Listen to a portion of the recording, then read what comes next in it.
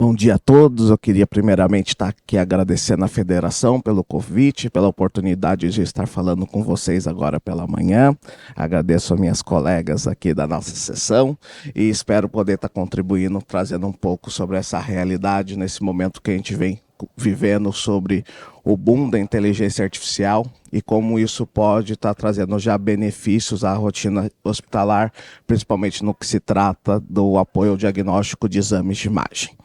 Primeiramente, eu gostaria de fazer algo que é básico, mas uma revisão geral do que acontece hoje dentro da rotina hospitalar e da importância da realização de diagnósticos de exames de imagem como sendo o principal instrumento para a identificação de doenças, a avaliação e mensuração de lesões e o acompanhamento da evolução do paciente ao longo do tratamento.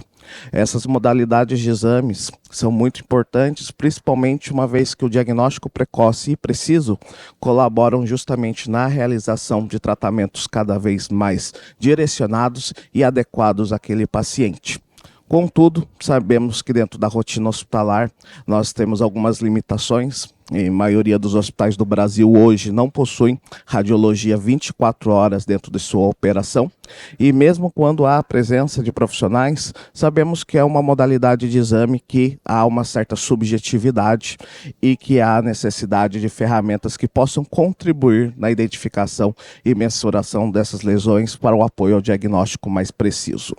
Nesse sentido, nós temos desde o final da década de 80 o desenvolvimento de soluções computacionais que visam justamente realizar o apoio da identificação e avaliação desses exames. Os Computer Aided Diagnostic Systems, conhecidos como CADD, primeiramente sendo liberados pelo FDA em 1998, visam naquele momento fazer o realce ou filtragem dos exames, retirando possíveis ruídos ou artefatos, ou também realizando a segmentação de forma automática ou semiautomática de tecidos presentes nesses exames para a colaboração da identificação de doenças. E, ao longo dos últimos anos, o que foi inserido dentro desses sistemas foi que, de acordo com o avanço da tecnologia quanto a novos algoritmos e metodologias computacionais, a gente conseguiu aumentar a performance desses algoritmos até chegar nos últimos anos com o boom da inteligência artificial. Como alguém da área de engenharia, tentando trazer um pouco de conhecimento na saúde, às vezes sempre a gente fica com aquele ar de como que essa coisa louca da inteligência artificial funciona, e eu gosto sempre de deixar claro que nada mais é do que algo que foi planejado, algo que foi elaborado para que, através de um conjunto de características ou atributos que foram estabelecidos previamente, e eu acredito que o grande diferencial é quando você consegue extrair de forma da rotina médica, contribuem diretamente na identificação prévia e, com isso, trazer valor dentro da rotina de diagnóstico. E hoje, é claro, existem diversos tipos de modelos de inteligência artificial. Os mais falados, né, que a gente tem hoje dentro das mídias em diversas áreas, são os modelos de Machine e de Deep Learning, que nada mais são do que ferramentas que, através de conjuntos de dados prévios que devem ser devidamente treinados, conseguem realizar a captura e a identificação de determinados parâmetros e que, dentro do conjunto da realização e construção desses algoritmos, permite uma identificação prévia. A grande diferença dos modelos de Machine Learning para os de Deep Learning são justamente como essa forma de extração de atributos é realizada, uma vez que o modelo de Machine Learning é necessário com que um profissional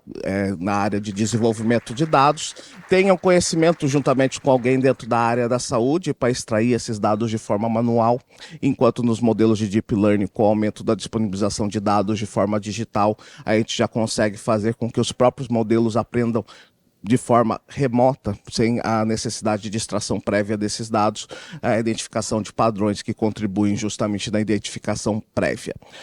Quando a gente fala desse tipo de tecnologia, que de certa forma é novidade aqui no Brasil, em 2021 nós já tínhamos listados mais de 100 soluções dentro da área de radiologia de forma mercadológica pelo mundo, e em inúmeras instituições isso já é realidade lá fora. Eu até costumo brincar que lá já virou o feijão com arroz, não é já mais uma novidade, mas há necessidade de atribuir e ingressar esse tipo de tecnologia dentro da realidade hospitalar brasileira, porque a gente consegue, através desse tipo de tecnologia, realizar a priorização de exames conforme padrões de triagem dentro da evidenciação para priorizar casos urgentes, a realização já de pré-laudos através da extração de características e atributos dos tecidos avaliados para contribuir na agilidade da realização do respectivo diagnóstico, ou mesmo fazer uma avaliação prévia e identificação desses achados de forma pontual e visual, facilitando a rotina de diagnóstico do médico radiologista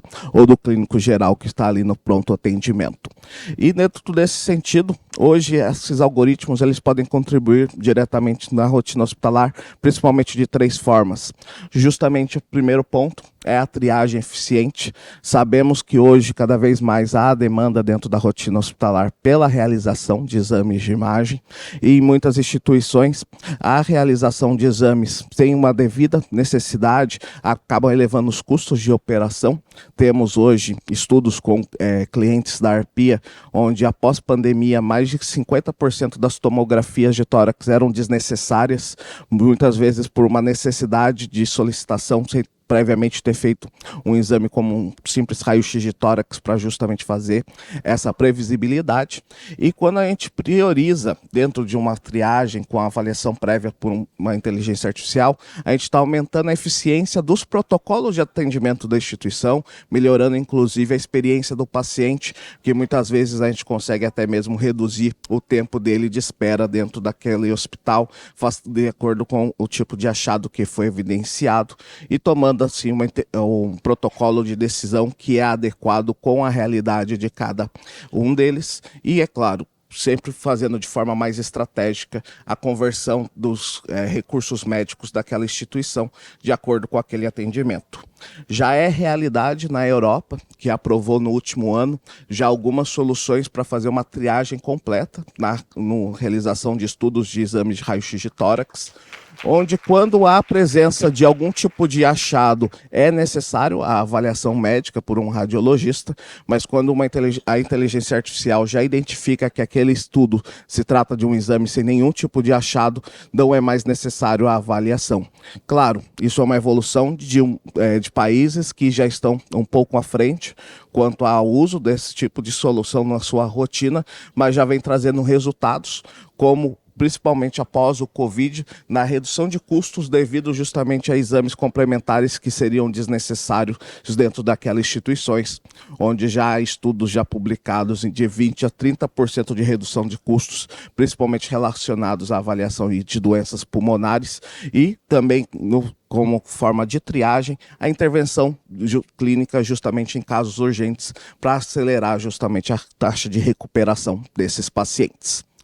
O segundo ponto vem justamente nesse sentido de operabilidade, de reduções de custos relacionados justamente à forma como a qual essas soluções de inteligência artificial podem contribuir dentro da rotina hospitalar. Sabemos que além da priorização, a padronização de protocolos de atendimento e o direcionamento dos recursos humanos dos hospitais diretamente para aqueles pacientes que realmente precisam dentro de uma avaliação prévia, a gente consegue reduzir custos dentro da operação e da atratividade dentro da rotina hospitalar, garantindo, é claro, uma assistência médica que seja diferenciada de acordo com cada realidade de paciente, mas permitindo com que a instituição consiga focar justamente naqueles pacientes que têm realmente uma doença mais grave. Esse tipo de avaliação também já é realidade pelo mundo. Utiliza a solução de inteligência artificial para apoio ao diagnóstico de mamografia, reduzindo custos principalmente correlacionados à realização do acompanhamento, navegação oncológica dessas pacientes,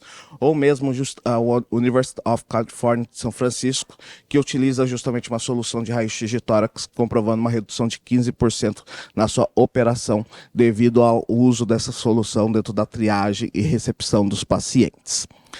E por fim,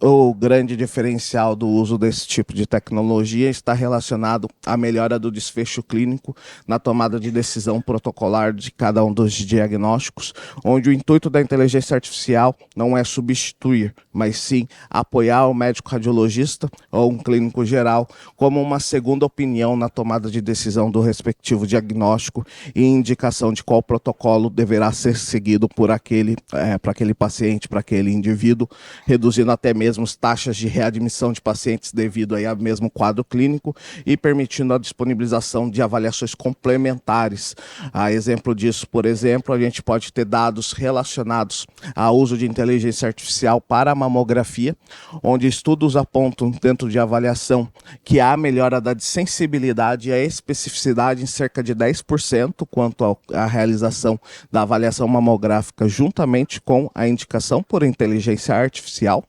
E é claro que muitas vezes a gente se questiona o quanto que isso impacta diretamente dentro de uma rotina de avaliação e diagnóstico, mas quando a gente pega um número redondo, como 1.000 exames, por exemplo, nós podemos identificar que dentro de um quadro normal, dentro desses 1.000 exames, dentro dessas avaliações, desse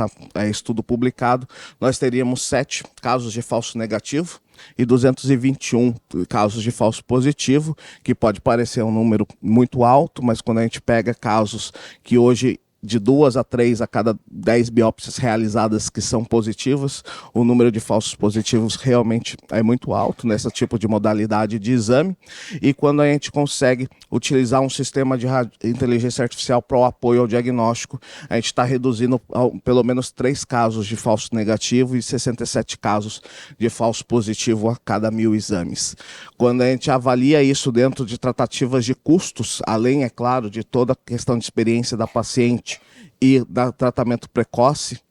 para o aumento de chances de recuperação, a gente está falando de uma avaliação prévia de uma economia de ao menos R$69 mil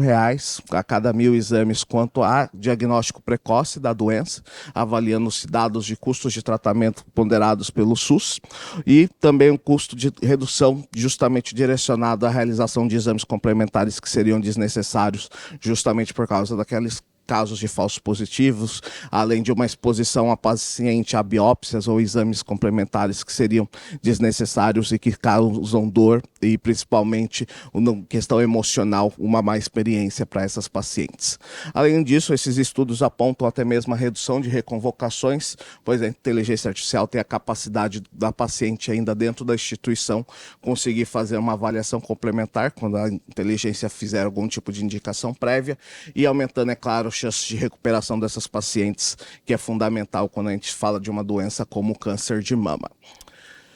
E antes de concluir a minha apresentação, é claro, eu acho que é importante, é uma coisa a gente está trazendo, é claro, somente os aspectos positivos do uso desse tipo de ferramenta, mas a gente tem que levar em consideração os desafios que a gente tem dentro da rotina hospitalar hoje no Brasil. Muitas vezes você tem um aumento e ganho da eficiência quando a gente traz esse tipo de tecnologia, mas se ele não estiver integrado dentro dos sistemas, dentro da rotina hospitalar, muitas vezes essa eficiência é perdida ao longo do caminho e por isso é necessário buscar ferramentas que se adequem e que façam sentido dentro da rotina de cada instituição. Além disso, essas ferramentas elas precisam ter sido elaboradas e treinadas dentro dessa ideia de inteligência artificial de uma forma que colaborem realmente com uma avaliação que faça sentido à nossa abrangência. A exemplo disso, a gente tem hoje no Brasil 75% dos exames de mamografia ainda são CR e a maioria das soluções internacionais hoje só avaliam exames DR, o que faz com que a aplicação dentro de nossa realidade muitas vezes seja impossível. E, é claro, temos a barreira que eu acredito que é por uma questão ainda de necessidade de entendimento dos profissionais que estão utilizando esse tipo de tecnologia, de que realmente não se trata de um mecanismo de substituição, mas de algo que veio justamente para ser uma ferramenta para agregar valor à sua rotina de trabalho, contribuindo justamente na sua elaboração de laudo. E é claro que para superar todos esses desafios é necessário uma abordagem que seja colaborativa e que vise realmente entender o quanto essa ferramenta pode, claro, trazer benefícios tanto para a realidade dentro da instituição, como para o paciente na ponta, que, é claro, é sempre o nosso objetivo quando a gente está falando de saúde. E é Para isso, é sempre importante também entender o que cada solução ela traz de valor e como ela funciona com suas reais necessidades e benefícios dentro da rotina e jornada de diagnóstico. Compreender o que essas soluções têm como positividades e limitações faz parte justamente da parceria do que uma empresa de tecnologia pode agregar justamente dentro da rotina hospitalar e com isso esclarecer os pontos principais e dizer aonde a gente pode atuar, aonde a gente pode beneficiar vocês e aonde a gente precisa ainda de apoio da instituição, justamente buscando uma jornada de atendimento mais diferenciado aos pacientes. Como conclusão, como a gente revisou aqui nesse breve momento, a gente sabe já do uso da inteligência artificial, dos benefícios que podem agregar dentro da rotina hospitalar. Essas tecnologias estão em constante evolução, a gente está falando de mecanismos novos, de algo totalmente moderno dentro da realidade institucional. No Brasil, as primeiras empresas estão começando, em questão da rotina hospitalar, implementar esses recursos nos últimos anos. Ainda não existem dados concretos, apesar de trabalhos, inclusive, da nossa empresa, justamente nessa direção, mas de acordo com a realidade, os números que a gente vê pelo mundo, a gente sabe dos benefícios que a gente pode acrescentar dentro dessa rotina, e essa adoção de tecnologia faz parte de um processo de entendimento e de compreensão do que a gente consegue promover dentro da realidade hospitalar. Por enquanto é isso, eu deixo aqui nosso contato, também estamos aqui no estande na feira, qualquer dúvida, acredito que tem um momento depois para esclarecimentos, ou podem nos procurar, e também tem aqui meus contatos em mídias digitais. Muito obrigado.